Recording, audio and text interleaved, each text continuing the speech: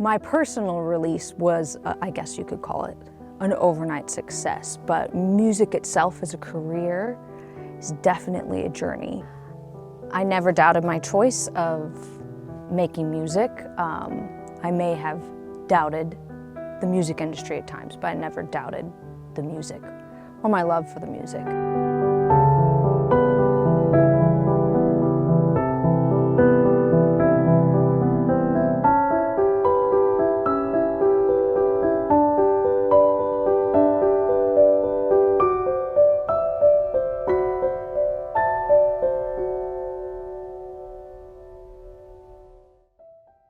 My name is Megan and I'm from Los Angeles. I'm a pianist and I write, compose, studio musician, touring musician, everything in between. Teach a little bit of piano too. I think I started playing the piano because that's what I was around. I was around a lot of music, so it felt very natural watching my mom do that and have a piano in the house and being around instruments.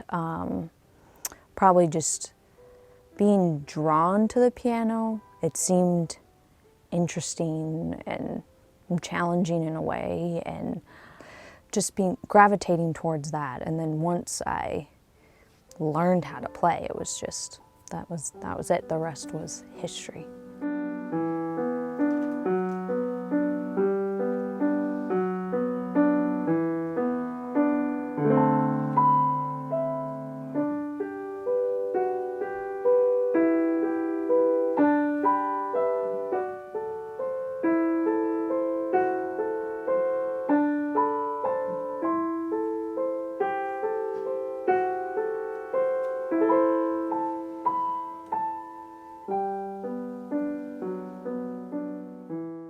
Being a woman in the music industry can be hard. They're not intentionally trying to be condescending, but I think culture creates that feeling of maybe being shocked when they hear you play. You know, asking questions of, did you do that yourself? Or, and I've literally had people like, oh, I didn't think you played like that. Like when I've done auditions in LA before and stuff. And I think they solely base it off of how you look. And they don't expect you like, oh, I didn't know you could play like that. I've put in so many hours and so much work, so I know I'm skilled at my craft, so I have the ability to be in an audition or a gig and feel confidence that I know what I'm bringing to the table as well as of value.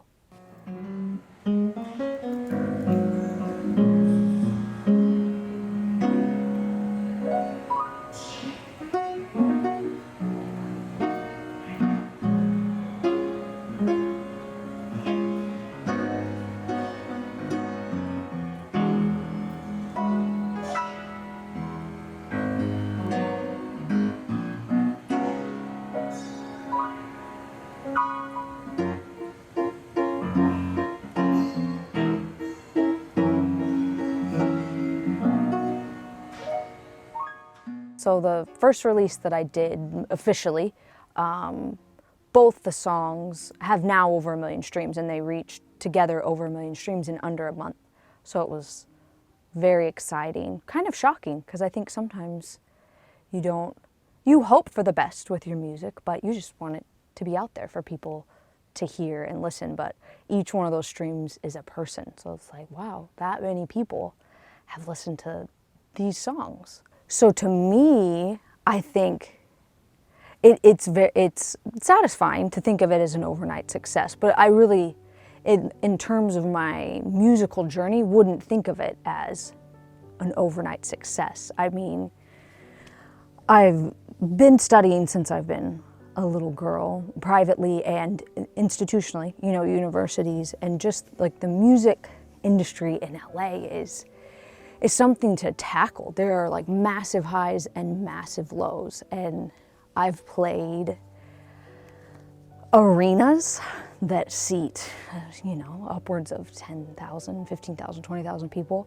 And then I've had moments of thinking like, I don't know if anyone will ever hire me again. But always kind of having a hope. I think I'm the type of person, I feel like everything that happens to you is meant to happen to you for a reason. So I see connectedness throughout the world. So I think even at points of feeling like, man, should I keep doing this? It was always like, yeah, I know that I'll get to where I'm going eventually.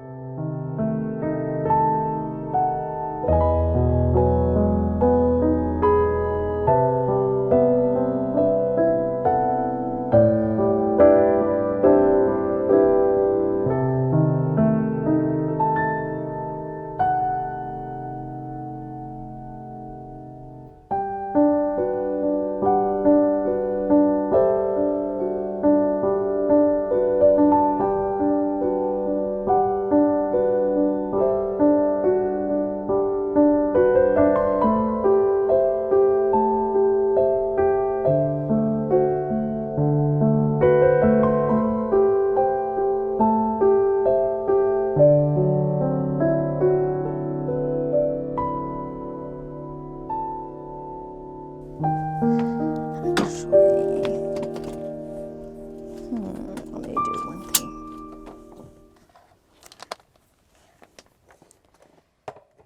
When I write music, I don't often notate it. In fact, I haven't notated any of my personal compositions.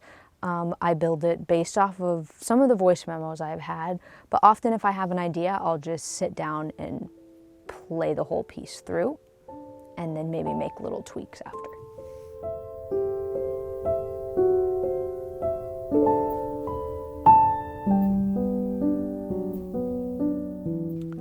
My future with music is exciting to me. I think I'll obviously continue to write more, create more, and get better at that in the process. I always want to be a lifelong learner. But also, I mean, a goal of mine would be to compose and write for TV or film or both. I don't want to put a limit on it.